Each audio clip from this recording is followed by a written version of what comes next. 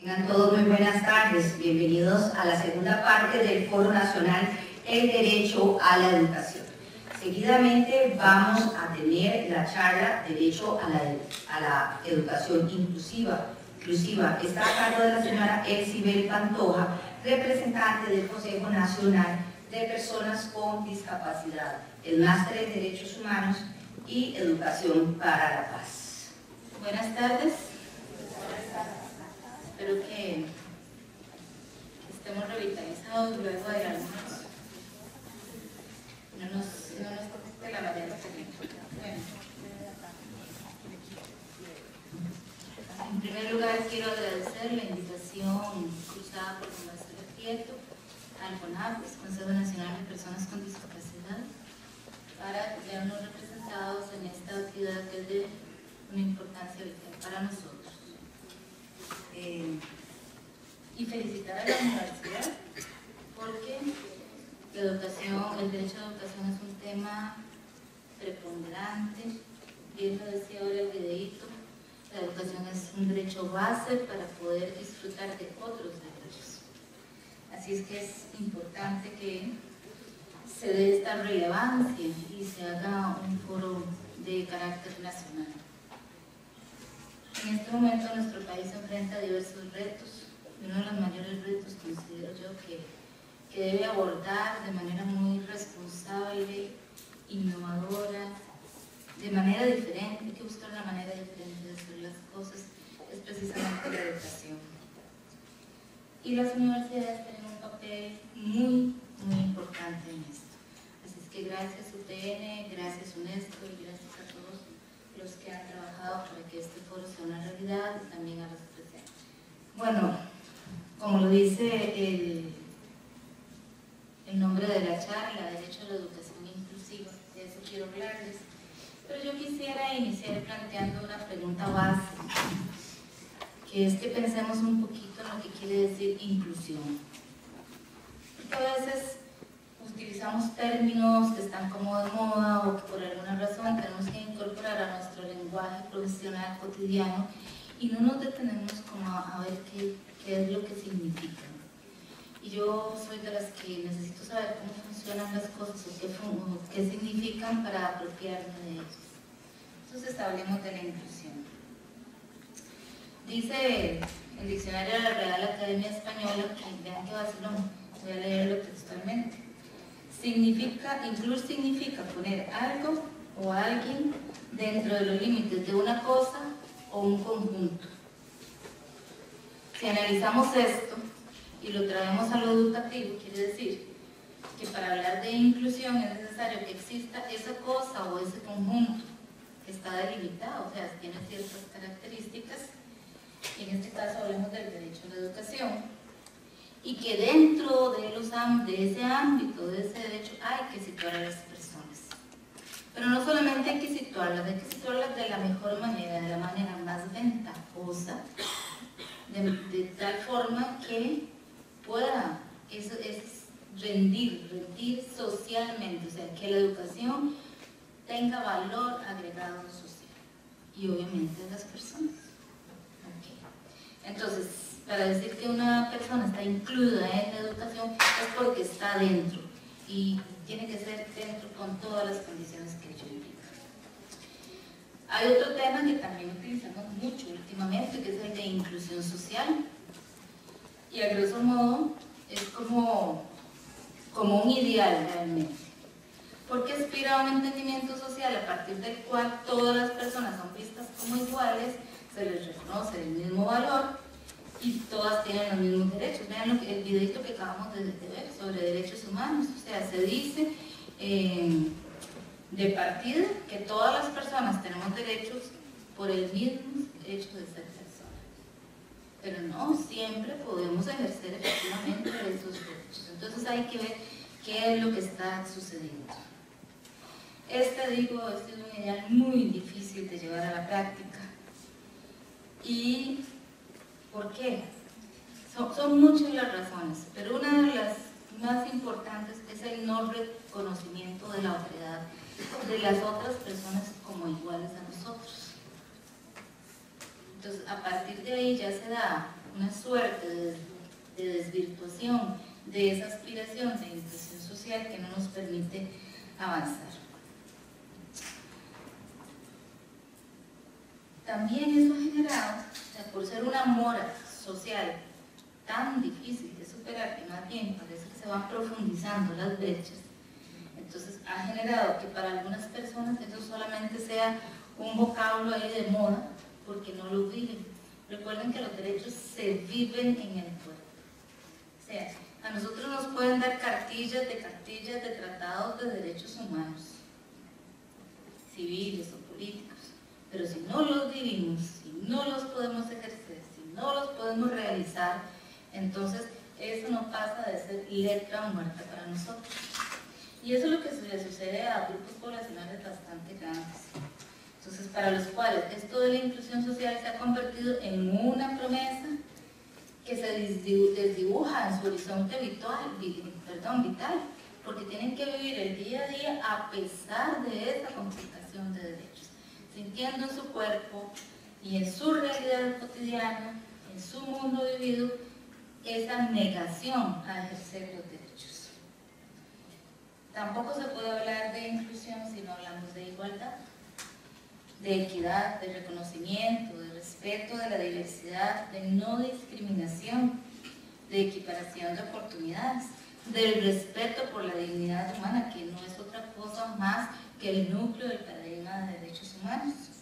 Todo esto en su conjunto se constituyen unas condiciones que sería necesario, que es más que necesario conseguir para que podamos hablar realmente del derecho a la educación, entre otros derechos.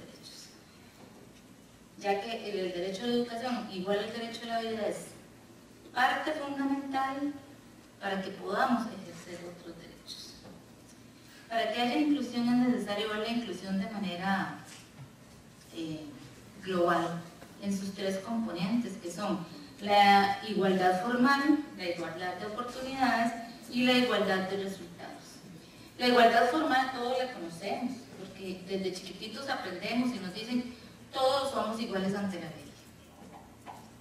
Pero si eso no lo vivimos, y con frecuencia no lo vivimos, recordemos al difunto y muy recordado Carlos Ojo, escribió un libro que se llama Igualiticos. Que quiere, si usted lee en el libro, la tesis de él es que no todos somos iguales, porque no todos somos tratados igual. Entonces, a pesar de que la ley nos protege y es un principio constitucional, que todos somos iguales ante la ley, pues esto hay que llevarlo a la práctica. Luego tenemos la igualdad de oportunidades como segundo componente de la igualdad sustantiva. ¿Y qué significa? Bueno, que todas las personas debemos recibir un trato igualitario, a pesar de nuestras diferencias, porque no hay una persona igual a otra, ni estamos en las mismas situaciones, ni en las mismas condiciones. Eso se llama diversidad. Entonces, uno a veces se pregunta, bueno, ¿cómo voy a tratar igual a todos los que son diferentes? Pero no estamos hablando de una igualdad simple, sino una igualdad sustantiva, una igualdad en la práctica, y es donde tenemos que ver un resultado, siempre buscarlos en la práctica. Para que haya esta igualdad de oportunidades, de acceso a las oportunidades, de acceso al disfrute del derecho, poder ejercerlo realmente, entonces tienen que haber condiciones, entre ellas la equidad y el reconocimiento y respeto, como digo, de la diversidad. Por último, el último elemento de la igualdad es la igualdad en los resultados. ¿Qué significa? Ok, todos somos iguales ante la ley. Todos tenemos derecho a las oportunidades que tienen todos los demás, pero a veces los resultados que obtenemos no son los mismos. En términos de educación, les recuerdo el ejemplo de este muchacho Jeffrey, que pone un recurso de amparo porque una vez cursada su etapa preescolar, primaria y secundaria, pretende ir a la universidad y resulta que es una persona con discapacidad, que el título que él tiene no lo acredita o no le permitió acceder en ese momento a la educación universitaria. Él pone un recurso de amparo, la sala lo da lugar y todos conocemos las consecuencias. Entonces al muchacho ahora hay que hay que hacerle un programa de estudio especial que lo equipare, que lo nivele con otras personas, para que pueda ir a la universidad. Entonces, él tuvo el resultado que esperaba, no, tiene un título de bachillerato, pero así como hay muchas personas con discapacidad, en este caso muy cotidiana para nosotros verlo, no pueden acceder a la educación universitaria con ese título de bachillerato. Okay, entonces, tenemos derecho también a obtener los mismos resultados con la misma calidad y según nuestro perfil. Eso se llama equidad. O sea, no es que a todos le tenemos que dar lo mismo porque todos somos diferentes. Esa palabra equidad también se las trae y parece que es como contraria a lo de igualdad. O sea, parece que me estoy diciendo, hay que tratarnos a todos iguales, pero a otros con equidad. Imagínense nomás que para que vinieran a este foro, bueno, teníamos 3 invitados, pero esas personas necesitaban que les diéramos los viáticos, digamos los pasajes. Y entonces uno vive allá en la frontera sur, otro vive por decirle algo, en San Carlos, y otro vive aquí en La Puebla. Y que entonces, como estoy diciendo, que a todos hay que tratarlos igual, les hubiera dado a todos 7.000 colones para que se vinieran, para que fueran y volvieran. ¿Qué sucedería? Tal vez lo logre que la Alajuela, tal vez el de Cartago, pero el que vive en la frontera sur no lo logra. Entonces, ¿qué había que hacer? Pues darle la cantidad de dinero necesaria, requerida y justa a cada uno para que fuera y volviera. Eso es equidad. ¿A dónde estuvo la igualdad? A todos les brindamos la facilidad, pero en diferente grado, según sus necesidades. Entonces, a eso se refiere la equidad y por tanto es tan importante tomarla en cuenta como parte de la igualdad y la inclusión. Ahora hablemos de la diversidad. También es importante para poder irnos adentrando en el problema de la inclusión. Yo decía ahora que es un aspecto enriquecedor de la sociedad, sí, porque en un medio en que no solamente reconocemos que todos somos seres diversos, sino que aprendemos a respetar y convivir con esa diversidad, entonces enriquecemos la sociedad. Todos, como dije, somos diferentes de manera individual, pero esas diferencias a veces coinciden con las diferencias de otros. Entonces hemos llegado hasta a catalogar colectivos diversos. ¿Ven qué interesante? O sea, la diversidad y la diferencia es propia de los individuos, pero tendemos siempre a estar catalogando, a hacer grupos de, ¿verdad? Somos especialistas, nuestro cerebro, naturalmente, ya es especialista en catalogar cosas. Y así como catalogamos cosas, catalogamos personas. Pero lo cierto es que en conjunto formamos un conglomerado social y que cada diferencia aporta riqueza a ese conglomerado social. De hecho, entonces la diversidad no debe ser vista como algo amenazante, como algo negativo, sino como algo positivo y que es necesario abordar con muy buenas prácticas de inclusión. ¿Okay? Ahora hablemos de equiparación de oportunidades. Significa que para poder participar en el ámbito que sea, entonces las condiciones de acceso, de disfrute, de permanencia, de logro, tienen que estar también equiparadas. Ahora cuando yo entraba con mi compañero, yo no conocía este edificio, y yo le dije a mi compañero, no tienen rampa, porque yo decía que nada había atrás. Y él me dijo, no, la rampa está por el otro. Eso es una acción que se concretó en el entorno físico, es una acción de equiparación de oportunidades, porque igual los que podamos subir por las escaleras, subimos por la escalera, pero quienes no puedan, pueden subir por la rampa. El resultado final es que subimos. Eso es equiparar oportunidades. Y hay que darlo de muchas formas, no solamente en el entorno físico. Si hablamos de acceso a la justicia, por ejemplo, una persona que hable solo bíblico, ¿qué hace el Poder Judicial? tiene intérpretes que le acompañan a la persona a través del proceso, porque sería muy injusto que esa persona, digamos que sea el indiciado o la indiciada, y llegue a ser juzgado y nunca entendió qué fue lo que pasó, porque el proceso no se está dando su oportunidad. Entonces, eso es equiparación de oportunidades. Significa igualar también, muy fácil, igualar las condiciones, pero igualar no quiere decir que las condiciones sean las mismas para todos, sino aquellas que cada uno necesite, o que los grupos necesiten, porque también no nos llamemos a engaños, no quiero hablar de cosas totalmente hipotéticas e ilusorias. No podemos hacerlo de cada uno. Ya ahí entraríamos en un aspecto de ajuste razonable que se aplica especialmente a personas con discapacidad, pero sí debemos lograr que las necesidades de la mayoría sean atendidas en la mejor manera posible. Obviamente, un aspecto que es vital es la no discriminación. Y dense cuenta que con todo lo que hemos estado hablando, si pudiéramos dar esos importantes pasos a la inclusión a través de la aplicación de estos principios de derechos humanos a los que me estoy refiriendo, pues entonces no estaríamos discriminando. ¿Qué involucra? ¿Qué implica la no discriminación? Bueno, que independientemente de la edad, del origen étnico, lingüístico o de raza o cualquier otra condición, incluida la discapacidad de las personas, estas se merecen y obtengan el trato igualitario al que tienen derecho, para que todas tengan las mismas oportunidades para desarrollarse. ¿Qué significa? Que lo estaríamos tratando de manera digna según su condición humana. Como les digo, no hemos estado hablando más que de derechos humanos, casi que estoy repitiendo lo que decía el videíto, ¿verdad?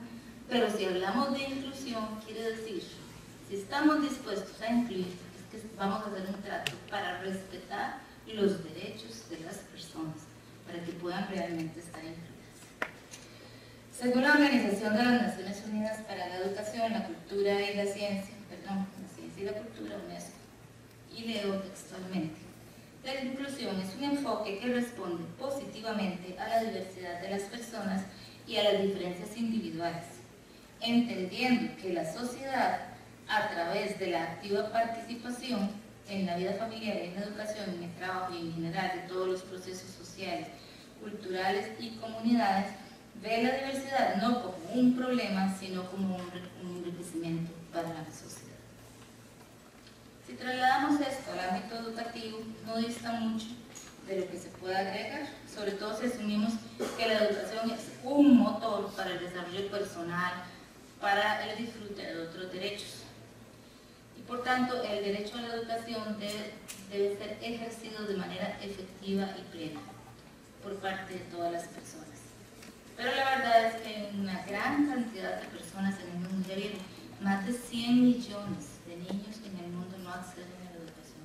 Eso es muy serio, porque nos gusta decir cosas súper románticas, así como los niños son el futuro de la humanidad, pero no les estamos dando lo fundamental para formarse como seres humanos, esos seres humanos en manos de los cuales va a estar este mundo en el futuro. El derecho a la educación, bueno, todos sabemos, está consignado en un montón de tratados y convenciones internacionales. Y hasta vean si es importante, que la importancia que se le reconoce, que es el objetivo 4 de los objetivos de desarrollo sostenible. Y recuerden, ¿se acuerdan de los objetivos del milenio? ¿Qué pasó con eso? Tenían que estar cumplidos a 2015. Como no se cumplieron, la comunidad internacional tuvo que reunirse y ver qué estaba sucediendo. Entre muchas de las cosas que descubrió por las cuales no podían haber sido cumplidos es que una población muy importante, y nos gusta decir, porque así es, la más excluida de los excluidos, no estaba dentro de la población objetivo de los objetivos del milenio, la población con discapacidad. Y no estamos hablando de una minoría, como a veces nos gusta decir. Imagínense que en Costa Rica se dice que es más del 10,6% de la población. O sea, estamos hablando más de 700,000 personas. Y la mayoría de las cuales se encuentran en situación de pobreza, que es deprivada sistemáticamente. y en el mundo eso se repite. Entonces no estamos hablando de una minoría.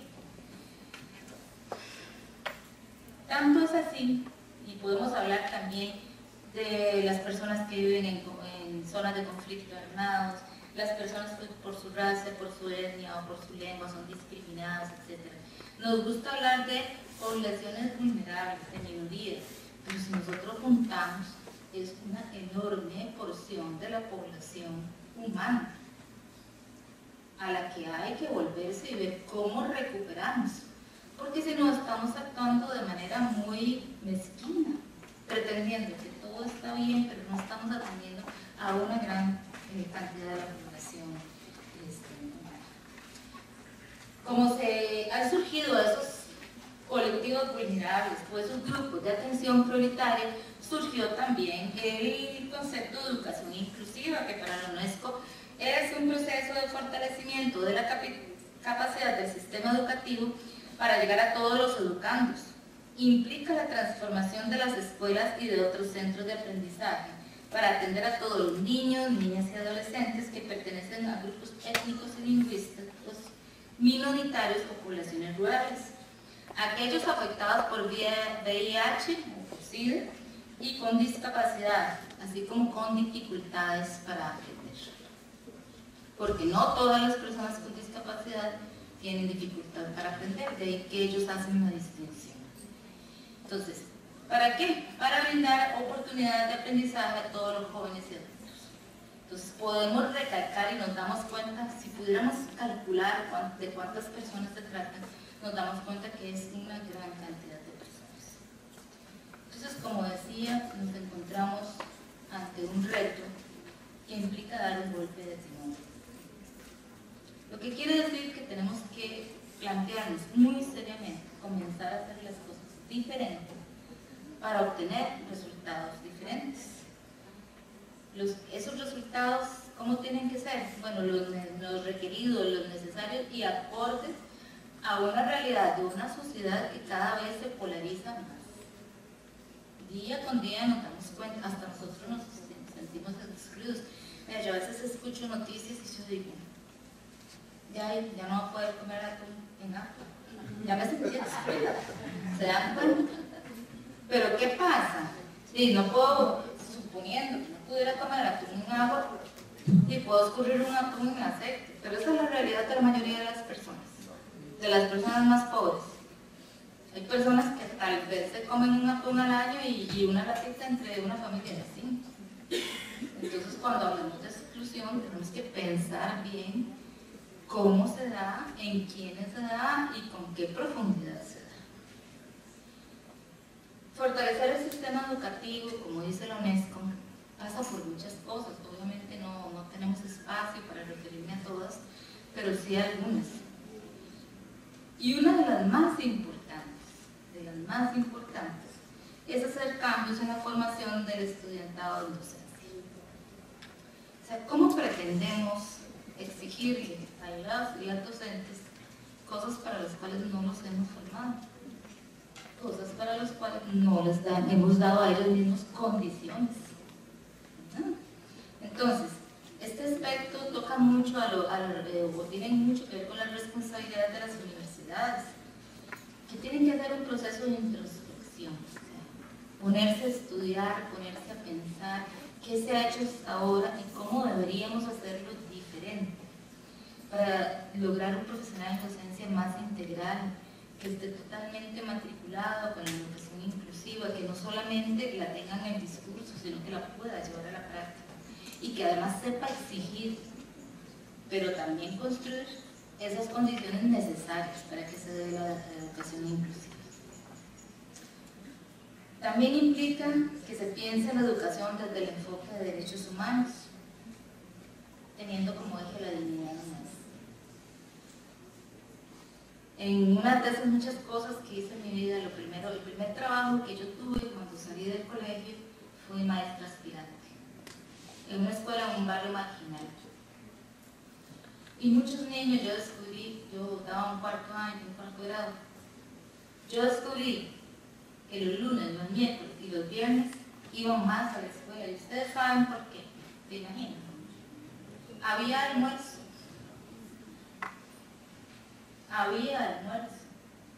Y los chiquitos tenían que llevar el plato y la cucharita y todo. Y algunos llevaban un jarro de mar. ¿Para qué? Para llevar a la casa.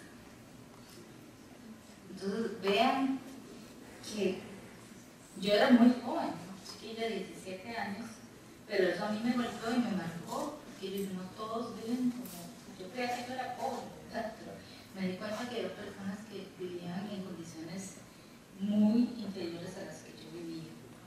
Entonces, ¿cómo esperamos que nuestro futuro como país, como mundo, sea mejor si no le estamos dando, sobre todo a la niñez, a la adolescencia, una educación que le permita ser mejor, abrir su horizonte mental, ver la vida con otros ojos, pensar en mundos posibles?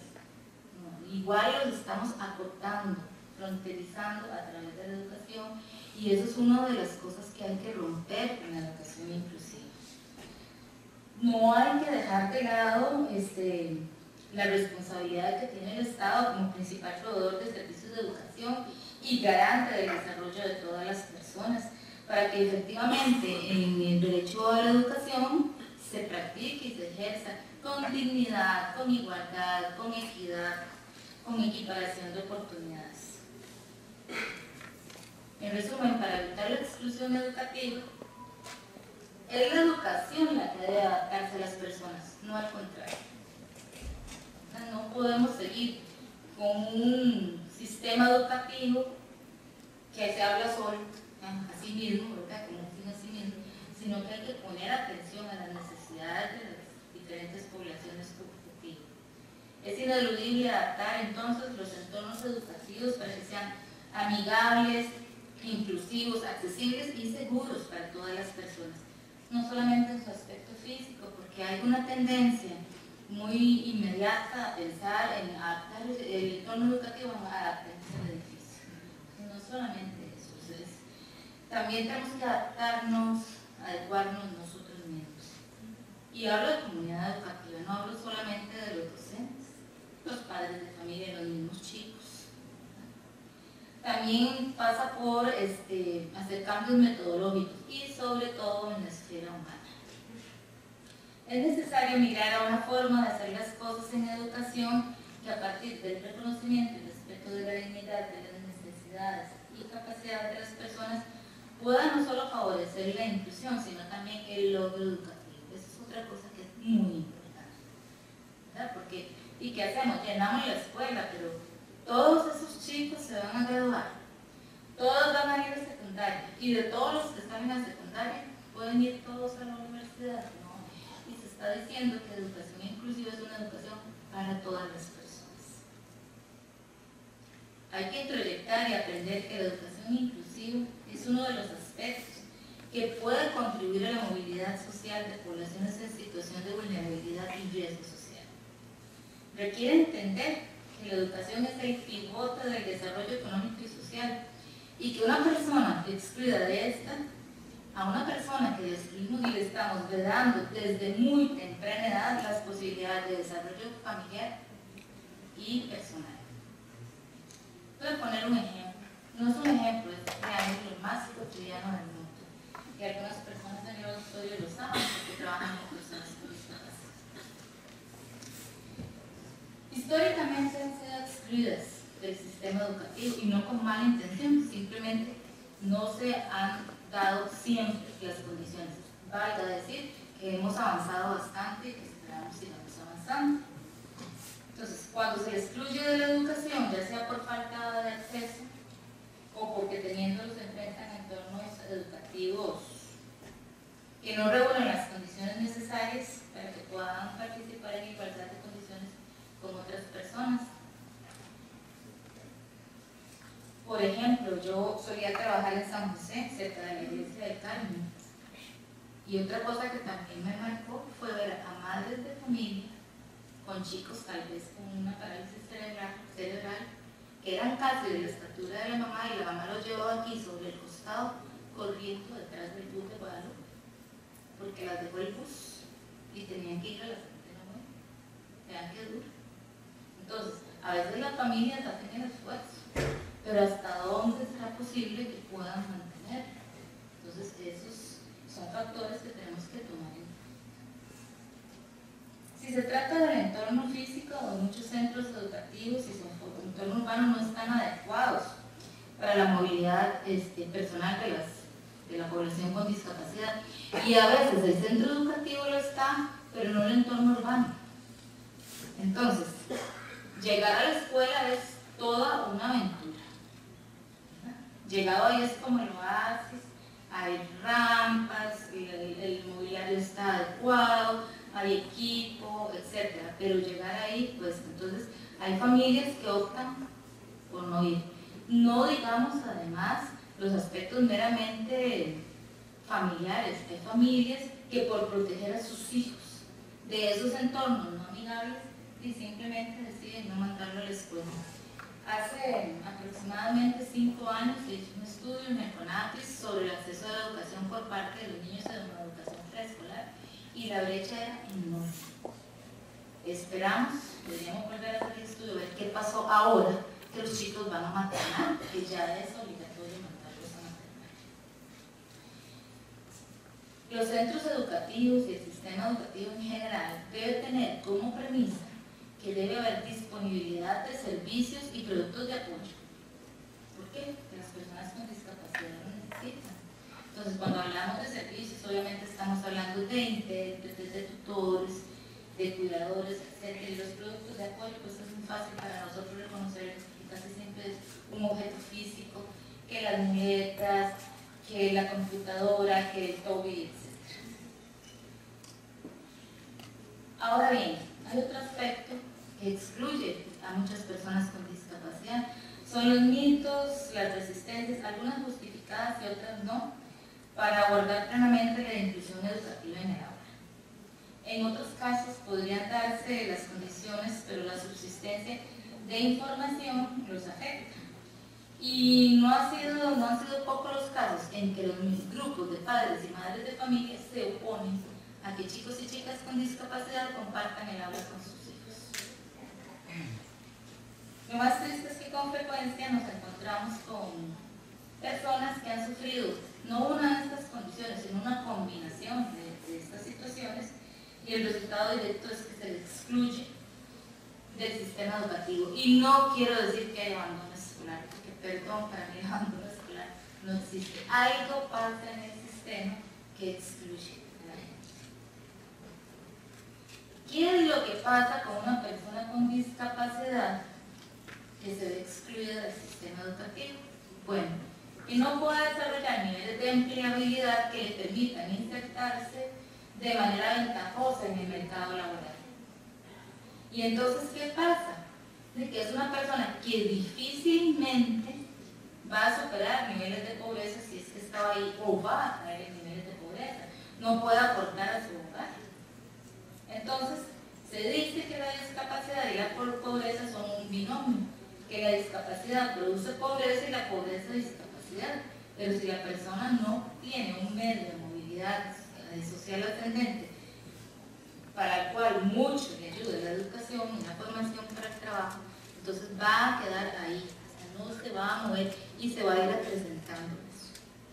Okay. El no acceso a la educación inclusiva es uno de los perpetuadores de ese binomio, y como es lógico, es lo más deseable de romper. Y que conste que no estoy hablando, solamente les puse el ejemplo de las personas con discapacidad. No estoy hablando solamente de ellos, ni estoy diciendo que la educación inclusiva es solamente para las personas con discapacidad. Inclusiva quiere decir para todos. A mí me hace mucha gracia cuando dicen necesidades especiales, y yo digo, bueno, todos tenemos necesidades especiales porque todos somos diferentes. Un niño genio, ¿verdad?, y tiene necesidades especiales que posiblemente no puedan ser atendidas en el aula actualmente, y hay que sacarlo de ahí y llevarlo a otro entorno. Entonces es educación para todos. De igual forma, otras poblaciones catalogadas como vulnerables se ven afectadas por esa exclusión, de tal manera que resulta reconfortante verlos a ustedes hoy aquí, que se lleven a cabo estas actividades. Eso resulta esperanzador, pero es ineludible hacer un fuerte llamado de atención para que más allá de reunirnos a discutir sobre estas cosas, tengamos la capacidad de hacer cosas y acciones que las lleven a la práctica. Ver la educación inclusiva como lo que es un derecho humano. Es que no solamente se vale decir derecho a la educación, hay que decir educación inclusiva porque estamos diciendo que es educación para todos. El ejercicio de esta puede hacer profundas diferencias positivas en la vida de las personas y especialmente en este caso y del interés mío y de mi organización, las que se encuentran en condición de discapacidad. Por lo tanto, es imperativo que sin dilación alguna nos enfrentemos vía la educación para todos hacia el logro de una sociedad inclusiva y respetuosa de los derechos de todos nosotros. Muchas gracias.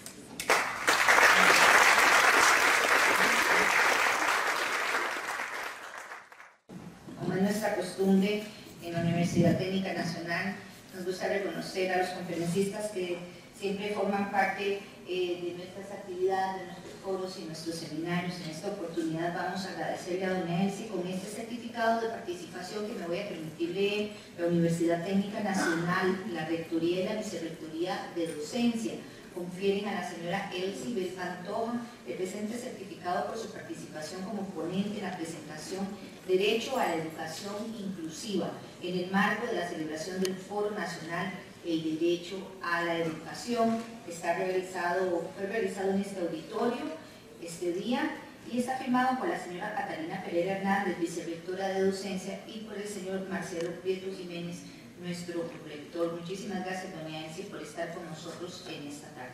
Gracias a usted.